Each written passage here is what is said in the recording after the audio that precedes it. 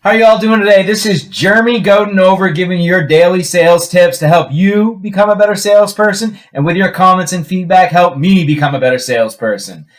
My short tips are just going to be 1 to 2 minute long, things that help you improve the sales process, whether it's filling the funnel, capturing better leads, raising your conversion rates. These little tips are just there to help you. And today I want to go over one of the first tips that's very important, and it amazes me how far into the sales process someone will get before they remember to ask the customer's name. Confirm the phone number they're calling from. Just because it's on the caller ID, they could be calling from work, a school, government. You want a cellular phone and, of course, a home phone. You always try to at least get the cell so you can text them. We'll talk about that in one of the later series. But it's really amazing how many folks in the sales process do not capture this relevant information. And now there's a way to capture it so that you're not coming off as a salesman, because that's the one thing a salesman never wants to seem like on the phone is a salesman.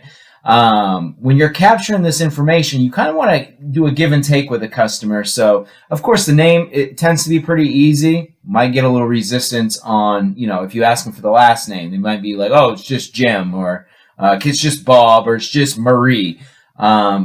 Great, Marie. I have so many Maries in my system, and I just want to make sure that I'm getting you the best information or you the most accurate quote. So could I have a last name to put there on that profile? Same thing when confirming an email address. Let them know if they come off really offensive or they get kind of quick-witted with it. What's the best email address so I can send you over a price, or I can send you over a quote? What is the best email so I can? The trick of it is here, when you're capturing the information, you need to give them something. So if I just said, what's your email address? Pause. Leaves a lot of room for rebuttals, and kind of puts the customer right up on edge quick. Now, if I take that same line and I say, great, and now what's the best email address so I can send you over the best quote for your car getting fixed, or the best email estimate for your upcoming move, or the best pricing for this home remodeling that you need done. Whenever you're trying to capture customers' information, you need to give them something in return. You might want to get their physical address so that you can send them a mailer if you don't convert them right there on the first call. Good way to ask them for their home address is say, oh, maybe not, hey, what's your address? Pause. Probably a better way to say it would be, great. And what's the address of your home there? So I can pull it up on the line on Zillow or Realtor.com and get an accurate look at it so I can give you the best estimate for pressure washing or pool services, whatever you might be selling. The lesson of this lesson is you need to give something to get something.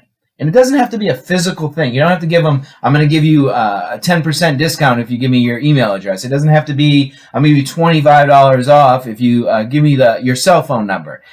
What it has to be is friendly exchanges of information. So, what's the best email address so I can send you the most accurate quote, or the lowest estimate, or the best follow-up? You just got to give them something. So when you're capturing that information, first things first, you want to catch it within that first 20 to 30 seconds of that phone call. You should be capturing that information for follow-up, conversion software, CRM, whatever you're using out there. And the second thing you need to remember to do when capturing that information is you need to give them something to get something.